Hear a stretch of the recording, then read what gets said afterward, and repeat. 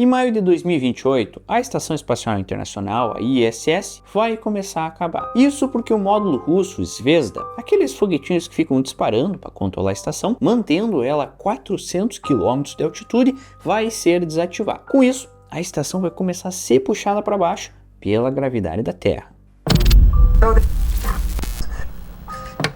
A estação pesa 420 toneladas, equivale a um Boeing 747 totalmente carregado. Mas essa queda, apesar de pesada, vai ser bem devagarzinho. Em maio de 2030, 2 anos depois da desativação, a estação ainda vai estar a 350 km de altitude. Mas aí chega o primeiro dos 3 veículos Progress que vão decretar a morte da estação. Essas naves vão ser acopladas à ISS e vão começar a empurrar ela para baixo, fazendo com que ela caia cada vez mais rápido. A Agência Espacial Russa e a NASA vão controlar o mergulho da ISS na atmosfera da Terra, onde ela vai ser incinerada pelo atrito. Aquilo que sobrar vai cair num ponto bem no meio do Oceano Pacífico, que já é usado como cemitério de satélites. Esse, meus senhores e senhoras, é o fim da ISS. Termina ali, no fundo do mar, a maior estrutura já construída no espaço pela humanidade.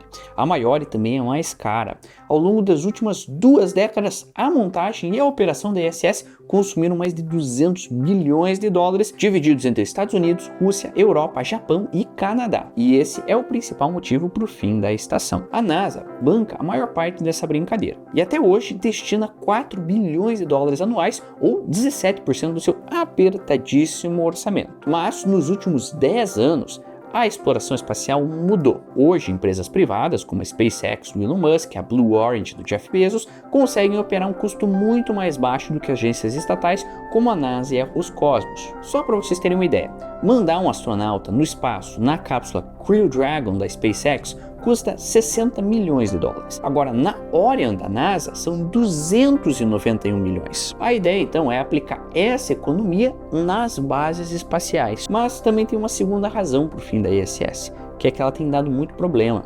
Em julho de 2021, a nave russa Nauka disparou acidentalmente o seu propulsor enquanto ela estava acoplada à estação, o que desalinhou a ISS em 45 graus. Um problema parecido voltou a acontecer em outubro com uma espaçonave Soyuz, que também é russa. Mas o pior aconteceu em 30 de agosto de 2018, quando a NASA detectou uma queda na pressão de ar dentro da estação. Ela avisou então os 6 tripulantes, que eram 3 americanos, 2 russos e 1 alemão, e eles então encontraram um problema.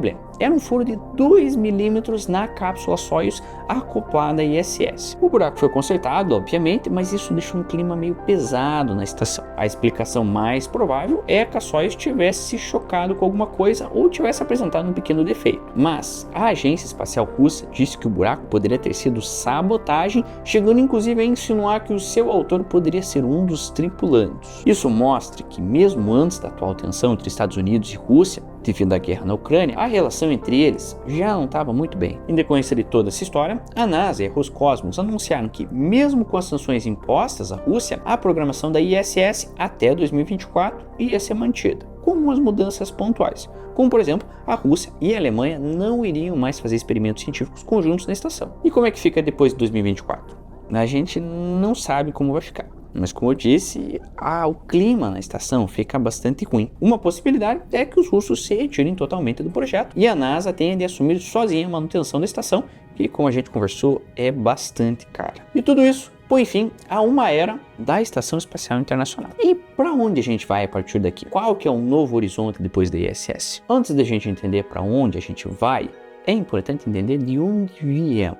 Então, senta aqui, vou te contar uma historinha. A primeira estação espacial que existiu na história da humanidade foi a soviética Salyut 1, lançada em 1971. Oficialmente, o objetivo dessa estação e das suas sucessoras era fazer pesquisas científicas e servir de apoio para a exploração espacial, o que é verdade. Mas a Salyut também era um disfarce para um outro programa russo chamado Almaz, que tinha o objetivo de colocar estações militares no espaço. Os estadunidenses descobriram, obviamente, e correram para fazer sua própria estação, a Skylab, que em 1973 já estava em órbita. Então chegamos em 1984 e o então presidente Ronald Reagan anuncia o desenvolvimento de uma nova estação, a Freedom, que ao contrário da Skylab, que era pequenininha, a Freedom ia ser gigantesca e principalmente internacional. A sua construção, prevista para durar 10 anos, teria a participação das agências espaciais europeia, japonesa e canadense. Mas o Congresso americano, que é quem assina o cheque, não gostou muito da ideia e o negócio foi para a geladeira. Isso porque em 1983, um ano antes, o Reagan já tinha tentado aprovar um projeto chamado Strategic Defense Initiative, que era um projeto bem diferenciado, que foi apelidado inclusive de Guerra nas Estrelas por causa da sua diferença. O projeto era uma rede de satélites com lasers e mísseis interceptadores que poderiam anular um eventual ataque nuclear da União Soviética. Só que aquilo era tecnologicamente inviável e, consequentemente, não foi construído.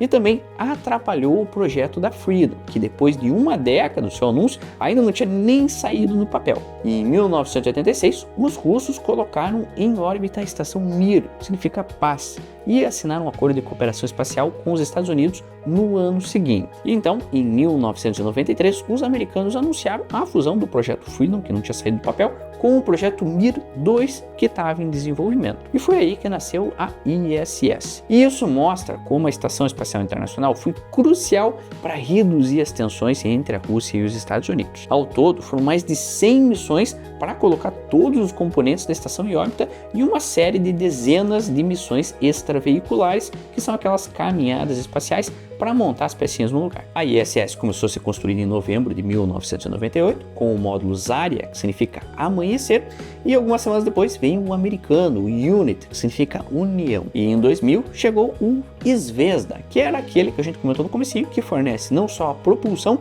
mas também o sistema de suporte vital para a estação. Aí sim, a estação estava pronta para receber os seus primeiros hóspedes. Em 31 de outubro de 2000, o americano Bill Shepard e os russos Sergei Krikalev e Yuri Gizhenko rasgaram o céu a bordo da missão Soyuz TM-31. A viagem partiu do cosmódromo de Baikonur, no Cazaquistão, e foram 3 dias de viagem para chegar na estação. O Shepard, o Krikalev e o Gizhenko que foram incumbidos de ativar uma série de sistemas para transformar a estação num lugar habitável. Eles instalaram e ligaram geradores de oxigênio, purificadores de ar, ativaram os banheiros, abasteceram a despensa da ISS e ligaram os computadores que gerenciam a estação. E talvez você pense, poxa, é uma estação espacial internacional, será que o Brasil não entrou nesse baile? O Brasil também fez parte dessa história, ainda que não como previsto inicialmente. Um ano antes do início da montagem da ISS, a Agência Espacial Brasileira, a AEB, tinha feito um acordo com a NASA para fabricar e fornecer 6 peças da estação. Em troca, o país ganharia o direito de enviar experimentos científicos para realizar lá no espaço. Esse negócio também incluía a participação de um astronauta brasileiro em pelo menos uma missão espacial. Mas, depois de uma série de atrasos do Brasil, a NASA desfez o acordo sem que a gente tivesse contribuído nem com um parafusinho. Mas ainda assim, uma viagem aconteceu. É aquela que todo mundo conhece. Em 2006, o tenente-coronel da FAB, Marcos Pontes, passou 10 dias na estação espacial, o que é uma temporada bastante curta se comparado a uma missão oficial que normalmente costuma durar entre 5 e 6 meses. Em 2 décadas de operação e tendo mais de 250 hóspedes, a estação também cresceu.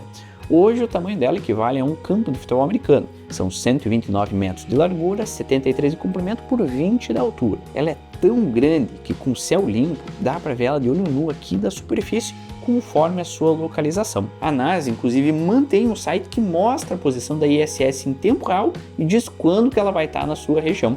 Eu vou deixar um link aqui embaixo. Uma curiosidade inclusive, a estrutura dá uma volta completa na Terra a cada 90 minutos, ou seja, para quem está dentro da estação, o Sol nasce 15,5 vezes por dia, o que pode ser maravilhoso, deslumbrante ou uma loucura. Mas de longe, aqui para nós, a ISS parece uma estrela cruzando o céu. Mas de pertinho ela parece na verdade um aglomerado de latinhas de refrigerante gigantes. Ela tem 16 habitats interligados, um braço robótico que ajuda na acoplagem de novos módulos e 8 asas com painéis solares. Todo esse mostrengo é um laboratório onde astronautas realizam mais de 2.300 experimentos de física, química, biologia, medicina e um marco no entendimento geopolítico em prol da maior riqueza humana, a ciência. E isso é lindo, majestoso. Então é óbvio que o fim de tudo isso causa bastante comoção. Quando ela queimar na atmosfera, vai se encerrar então a maior odisseia humana no espaço até agora. O homem não pisa na Lua desde 1972. Após quase 5 décadas, em 2017, a NASA finalmente apresentou um plano concreto para voltar até lá, o programa Artemis, que pretende fazer um pouso lunar tripulado ainda em 2025. É um projeto ambicioso que nasceu mais ambicioso ainda. Ele prevê a construção de uma pequena estação espacial, a Gateway,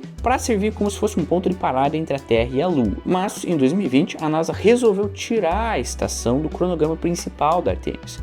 Ela até pode ser construída um dia, mas não tem uma data nesse projeto. Isso porque a ideia é passar essa responsa para a iniciativa privada. A NASA, para isso, assinou contratos de desenvolvimento com 3 empresas aeroespaciais. A Blue Origin, do Jeff Bezos, que a gente já comentou, a NanoRex, que construiu o Bishop, que é um pedacinho da ISS, e a Northrop Grumman, que opera a cápsula Cygnus e fez parte da construção do James Webb. Inclusive, tem um vídeo do James Webb aqui no canal, eu vou deixar aqui nos cards. Para isso, a NASA vai distribuir 415 milhões de dólares para que as 3 desenvolvam seus respectivos projetos de estação espacial, dos quais pelo menos um deve estar em órbita antes de 2030. E toda essa grana é só para tocar a parte teórica, porque obviamente construir e lançar uma estação vai custar muito mais dinheiro, mas tem a expectativa de que as estações espaciais consigam se sustentar pela exploração comercial do espaço, como por exemplo o turismo. Assim, em vez de bancar toda a operação de cada estação espacial, a NASA alugaria uma ou mais vagas nela, como um trabalhador normal faz num coworking. E todas essas empresas têm ideias muito interessantes. A Blue Origin e a NanoRex, por exemplo, apostam numa estrutura de um material chamado Vectran, que é uma malha plástica flexível bastante resistente ao calor. A ideia aqui é lançar a estação murcha, desmontada, como se fosse uma bexiguinha vazia, e preenchê-la com ar só quando ela já estiver no espaço. De qualquer forma, toda essa ação é na verdade uma tentativa de responder ao avanço da China, que pretende terminar de construir sua primeira estação real, a Tiangong, ou Palácio no Céu. Segundo a Agência Espacial Chinesa, o sistema de propulsão da Tiangong é 5 vezes mais eficiente do que aquele utilizado para manter a ISS em órbita. A Estação Espacial Chinesa não vai ser tão aberta quanto a ISS, mas vai ter alguma dimensão internacional. A Agência Espacial Europeia, por exemplo, a ESA, já começou a treinar astronautas para futuras missões a bordo da Tiangong. E a Rússia também não está parada nesse meio tempo. O país cogita deixar a ISS já em 2024 como resposta às sanções econômicas que sofre aqui na Terra e por todas aquelas outras razões que a gente comentou. E a sua agência espacial diz que já está construindo o primeiro módulo de uma nova estação espacial russa que pode entrar em órbita ainda em 2025. A Roscosmos publicou inclusive um vídeo mostrando esse suposto módulo, mas não deu mais detalhes. Ela pode estar blefando, mas também pode nos surpreender, como por exemplo a China, que em 2019 pousou uma sonda no inexplorado lado oculto da Lua e só avisou o mundo quando ela já estava lá. Então, ainda que a ISS caminhe para o fim, as estações espaciais estão bem longe da extinção.